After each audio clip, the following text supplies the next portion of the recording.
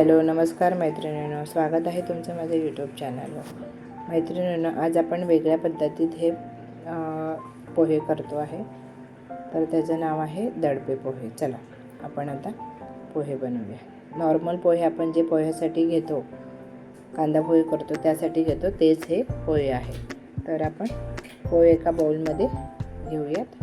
जितके आपल्याला हवे आहे तितके घ्यायचे आहेत, हे बघा।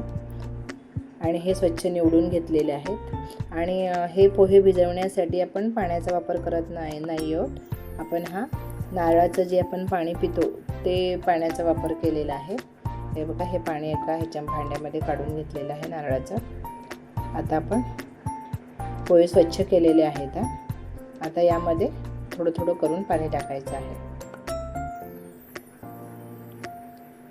थोडं टाकायचं आहे आधी पहिलं, आणि चांगलं एखाद्या स्पूनच्या साहाय्याने चांगलं मिक्स करून घ्यायचं आहे। हे बघा, चांगलं मिक्स करायचं आहे। अजून सुके वाटतात आपल्याला तर अजून पाणी ॲड करायचं आहे त्यामध्ये। हे बघा, आता बरोबर आहे। आता आपण चांगलं मिक्स करून बघूयात। अशा पद्धतीने हे मिक्स करायचं आणि झाकण ठेवून बाकीच्या कटिंग करीपर्यंत ते साईड्स भिजून जाईल। आता बघा, हे घेतलेलं आहे, कोथिंबीर घेतलेली, ते बारीक कट करून घेतलेली आहे। आणि आता आपण हा कांदा पण अशाच पद्धतीने बारीक कट करून घ्यायचा आहे।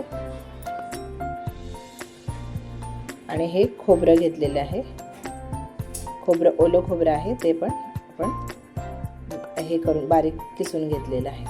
आता आपण हे पोहे भिजलेले आहेत, तर आपण कांदा घेतलेला टाकायचा आधी पहिला, कोथिंबीर टाकायची आणि हे खोबरं, हे सगळं एकत्र टाकायचं आहे त्यामध्ये आणि चांगलं मिक्स करायचं आहे।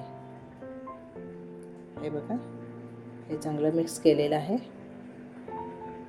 पोहे पण व्यवस्थितरित्या भिजलेले आहेत, जास्त पण नाही आणि कमी पण नाही, असे व्यवस्थित भिजवायचे आहेत।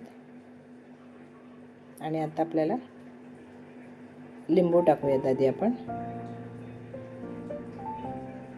बघा, हे लिंबू पिळून टाकलेलं आहे आणि साईडला ठेवायचं। आता गॅस चालू करायचा, एक पॅन गॅसवर ठेवायचा आहे, त्यामध्ये तेल टाकूयात। तेल चांगलं गरम होतं आहे, तोवर आपण मिरची कट करून घ्यायची आहे।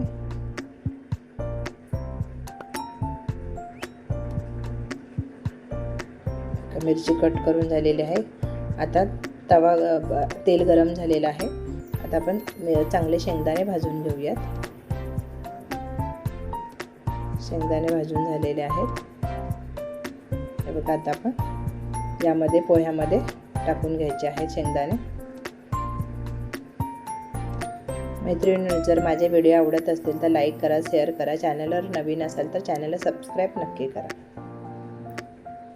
आता परत गॅस चालू करायचा आणि त्यावर पॅन ठेवायचा, त्यामध्ये जिरं आणि मोहरी टाकायची आहे। आणि या मिरच्या कट केलेल्या आहेत, त्या मिरच्या पण ह्याच्यामध्ये टाकायच्या आहेत। या सगळ्या मिरच्या ह्याच्यामध्ये टाकूयात आणि चांगलं परतून घ्यायचं आहे। मिरची चांगली भाजून घ्यायची आहे त्यामध्ये,